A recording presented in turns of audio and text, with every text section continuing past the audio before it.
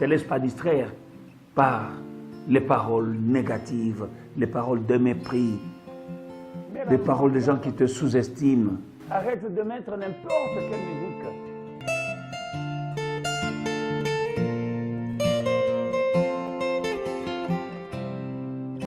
Shalom, bien-aimés dans le Seigneur. Pour vous servir, c'est encore l'apôtre Mike Rambois. Foi et victoire en Jésus-Christ depuis Johannesburg. Aujourd'hui, nous allons partager la parole de Dieu. Je vais exhorter sur le sujet de la guérison de l'être tout entier. Il faut que nous soyons clairs, bien-aimés dans le Seigneur, et bien comprendre les Écritures. L'être tout entier doit être guéri. Parfois, dans notre confusion, nous cherchons la guérison partielle sans le savoir, alors que nos problèmes peuvent avoir une origine tout autre. Quand nous regardons l'histoire de la pêche miraculeuse, Pierre avait pêché toute la nuit, il n'avait rien pris.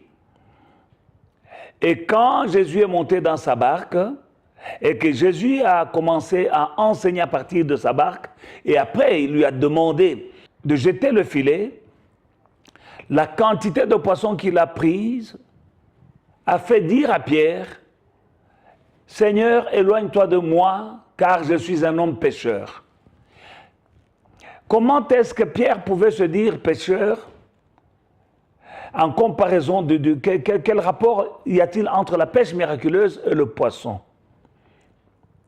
Avant Jésus, il a passé toute la nuit sur le lac, il n'a rien pris. Et quand Jésus est dans sa barque, il pêche, il dit « Je suis un homme pécheur, éloigne-toi de moi ».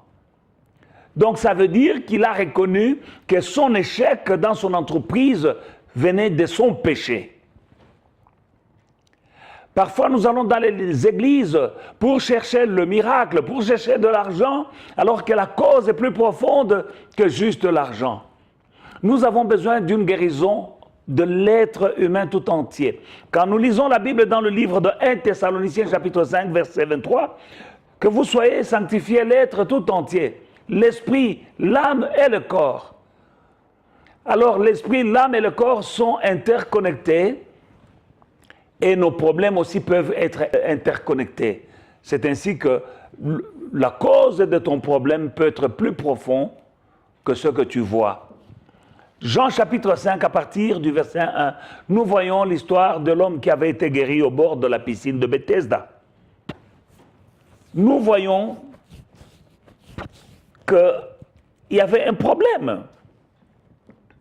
Jésus a guéri un homme.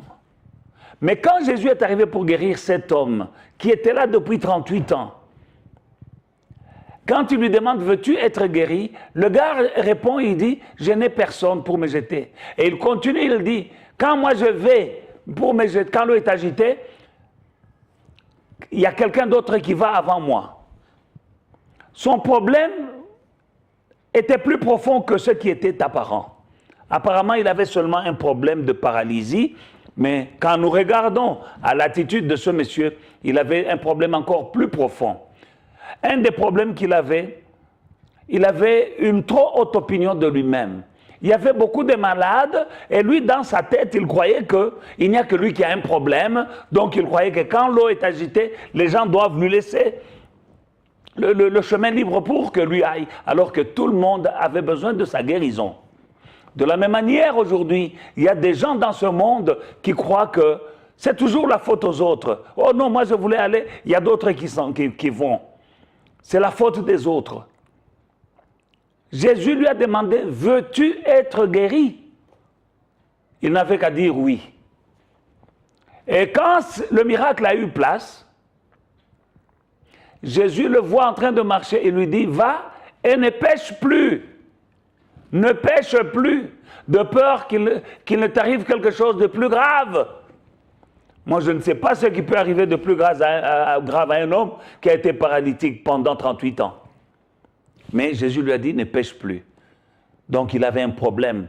Il avait la bouche. On lui demande, veux-tu être guéri? Oh non, il n'y a personne qui veut me jeter. Quand moi je veux aller, les autres vont avant moi. Donc, ce n'est pas mon problème, c'est le problème des autres. Donc, les autres n'avaient pas, leur problème était moindre que le leur. N'aie pas cette attitude, mon frère, ma sœur. Tout le monde a des problèmes. C'est Dieu Aie les yeux fixés sur Jésus, l'auteur et le consommateur de ta foi. Ça, c'est un. Mais Jésus lui dit, va et ne pêche plus. Mon frère, ma sœur. Donc, le problème de cet homme était plus profond que la paralysie. Shalom, c'est à suivre. Que Dieu vous bénisse.